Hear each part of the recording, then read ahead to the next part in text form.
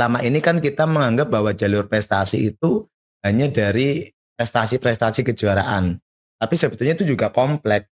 Jadi nanti prestasi itu merupakan gabungan dari nilai hasil ujian yang di sekolahan dengan nanti ada nilai prestasi-prestasi yang lain itu.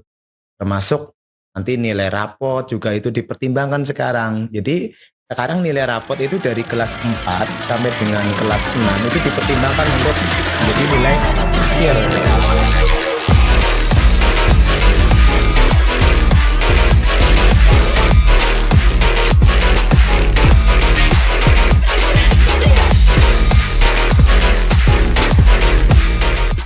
Halo teman-teman semuanya, selamat datang di podcast Dengo Bercahaya bersama saya Rian Wianto.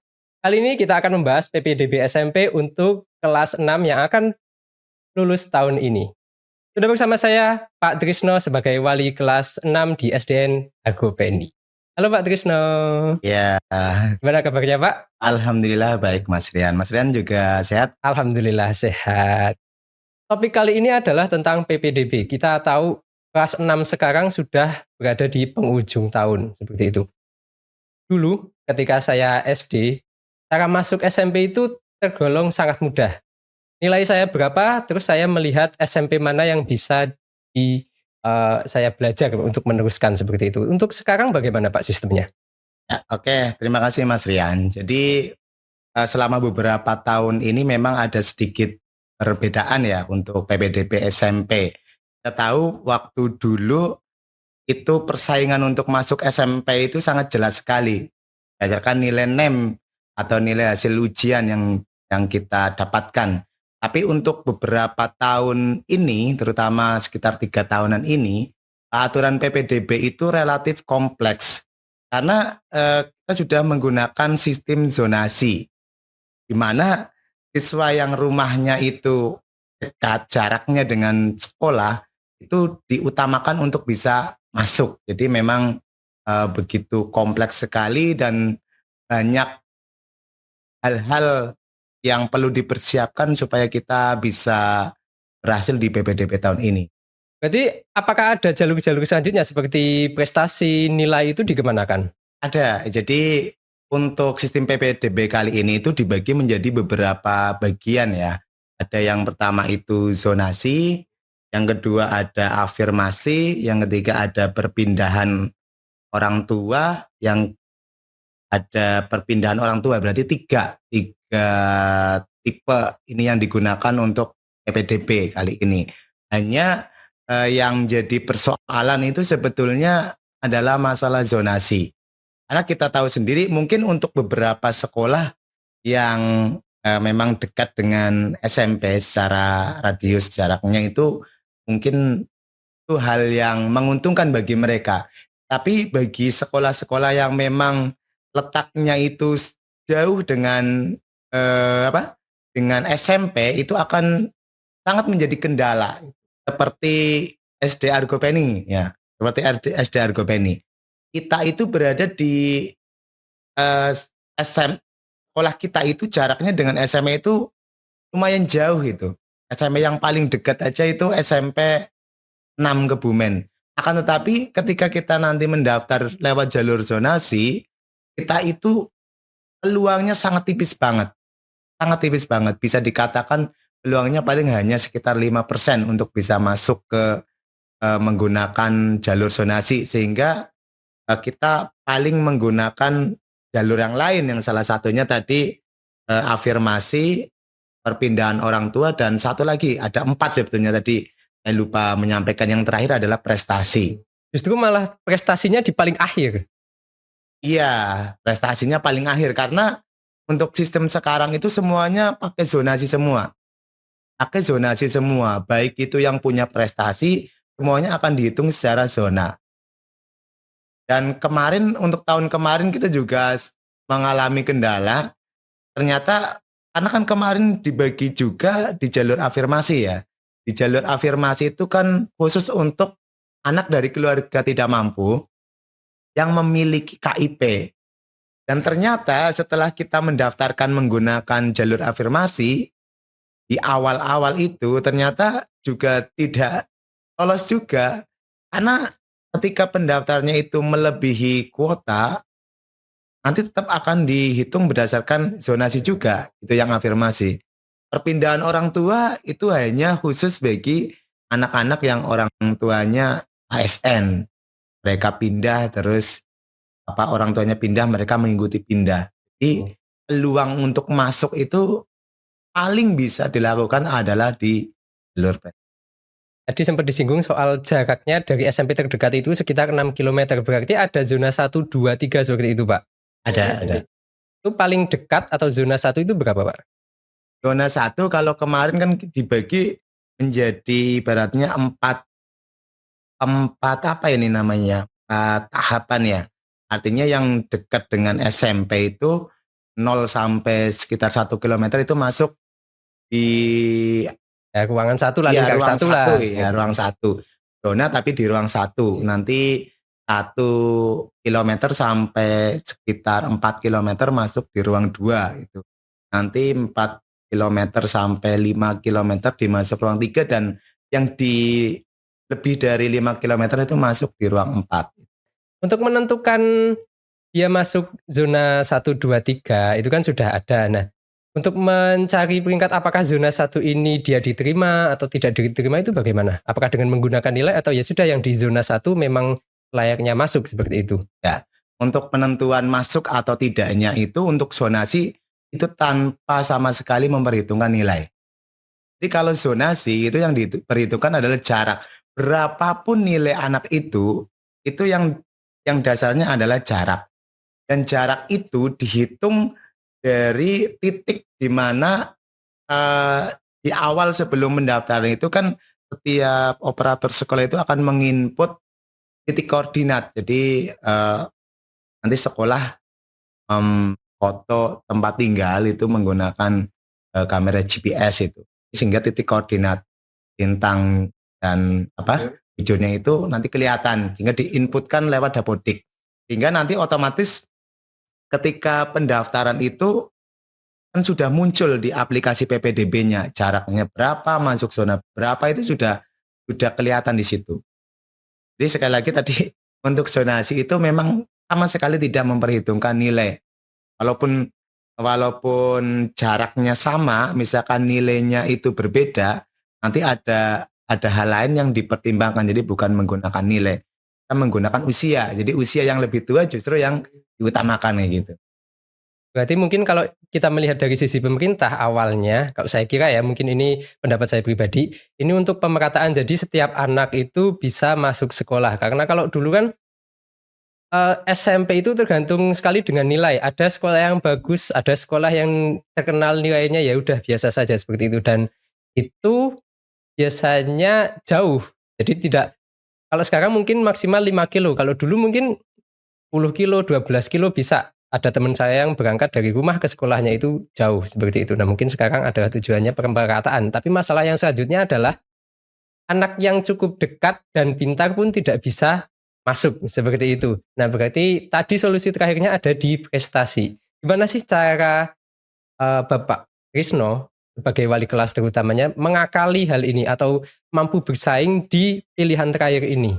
Ya, oke, Mas Rian. Jadi kalau kita tadi membahas masalah kebijakan pemerintah, pasti ya yang namanya kebijakan tadi ada plus dan minusnya ya. Kalau plusnya mungkin ini mengatasi masalah-masalah yang sebelumnya, di mana ketika belum ada zonasi memang ada istilahnya nanti akan muncul istilah sekolah favorit, sekolah tidak favorit, sehingga kan tidak merata. Artinya kenapa orang-orang terdekat yang berprestasi nggak daftar di situ, malah keluar dari area situ. Harapannya kan setiap anak-anak yang berprestasi yang berada di wilayah itu, harapan pemerintah itu mampu mengembangkan dan mengangkat daerahnya sendiri. Tidak pergi ke sekolah yang berada mungkin di kota, yang mereka punya fasilitas yang lengkap, di situ isinya anak-anak pintar, sekolah favorit, sehingga harapannya semua sekolah itu sama, bisa bersaing secara sehat dan tidak ada istilah sekolah favorit dan tidak favorit, semuanya favorit itu. Tetapi dampak yang memang sekarang terasa itu adalah ya ibaratnya kita keinginan kita kepengen sekolah sesuai dengan impian kita kadang terhalang dengan adanya aturan zonasi. Kita tidak bisa mungkin cita-citanya kepengen masuk ke SMP 1 Kebumen, ternyata karena adanya zonasi kita tidak bisa masuk. Dan karena adanya zonasi itu, hal yang mungkin bisa kita lakukan adalah melalui jalur prestasi.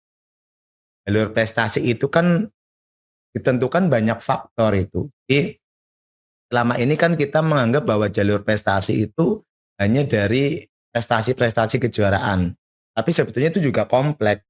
Jadi nanti prestasi itu merupakan gabungan dari nilai hasil ujian yang di sekolahan dengan nanti ada nilai prestasi-prestasi yang lain itu.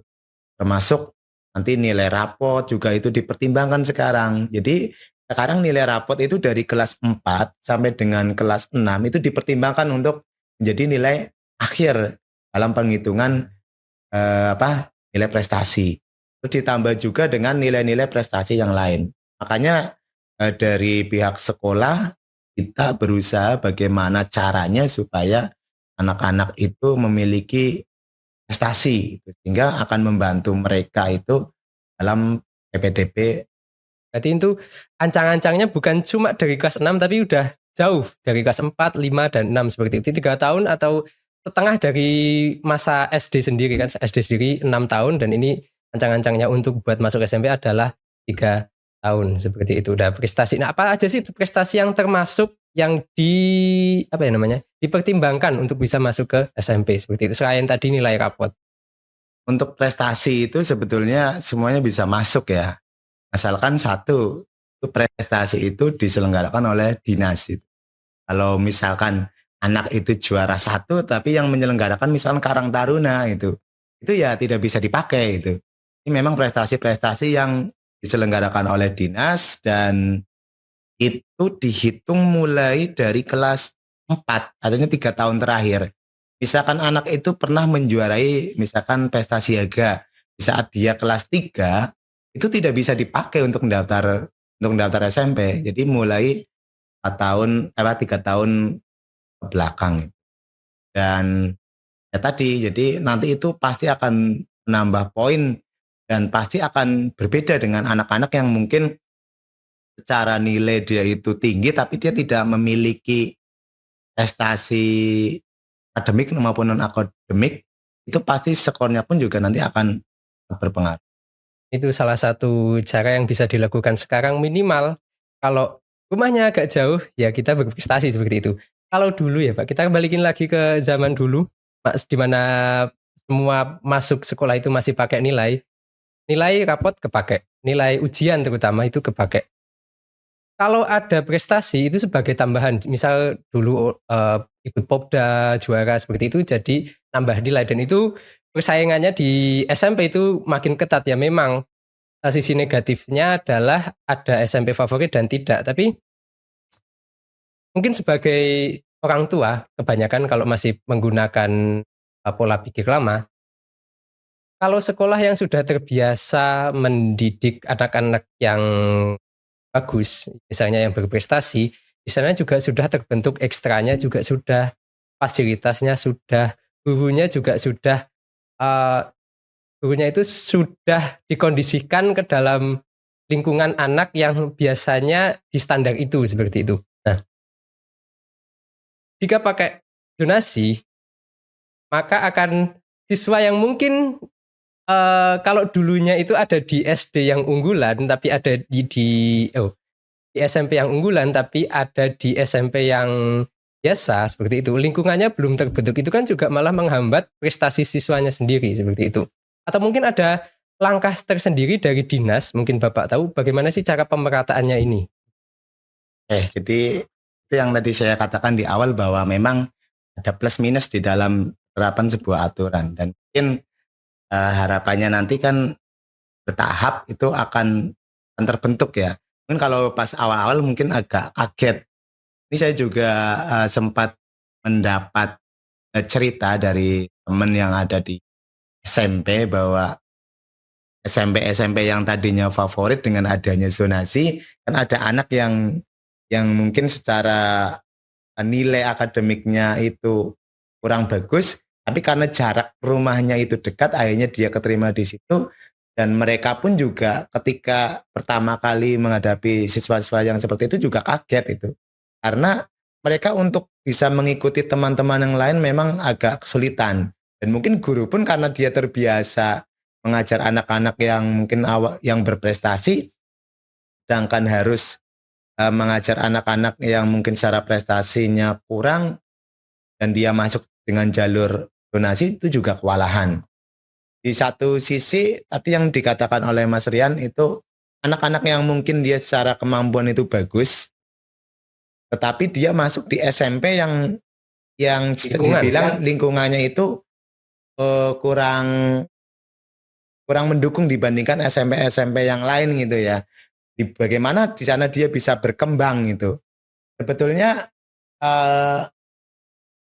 sekarang banyak faktor di sekolah yang buat nanti sekolah itu bisa berkembang. Salah satunya yang pertama harapannya itu kan dengan banyaknya siswa di sekolah itu, salah satu faktor yang membuat sekolah itu mungkin bisa lebih maju dibandingkan yang lain adalah pendanaan. Hingga ketika sekolah-sekolah yang maju biasanya muridnya banyak. Muridnya banyak itu kan otomatis dana yang masuk itu banyak. Dari pemerintah, terutama dana BOS itu. Belum nanti digali lagi dengan sumber-sumber yang lain gitu. Sehingga mereka pasti banyak sumber dana dan bisa meningkatkan sarana prasarana. Begitu juga harapannya dengan sekolah-sekolah yang mungkin tadinya belum dikatakan favorit, ketika adanya aturan zonasi, harapannya siswanya lebih banyak gitu. Siswanya lebih banyak dan pendanaannya meningkat, sehingga sarana prasarana sekolah itu bisa lebih memadai dan juga nanti juga ada pelatihan-pelatihan dari dinas itu, dari dinas, guru, tenaga pendidik yang lain sehingga mereka juga memiliki kapasitas yang sama dengan sekolah-sekolah yang lain. Sehingga anak-anak yang tadinya mungkin dari SD itu ya sudah berkembang, masuk ke SMP yang tadinya belum berkembang dengan fasilitas yang lebih baik, harapannya akan berkembang lebih baik juga. Intinya memang bertahap untuk pemerataan itu baik dari dinas mengkondisikan agar keuangan sekolah terutama dana tadi biar bisa masuk dan bisa berkembang seperti itu.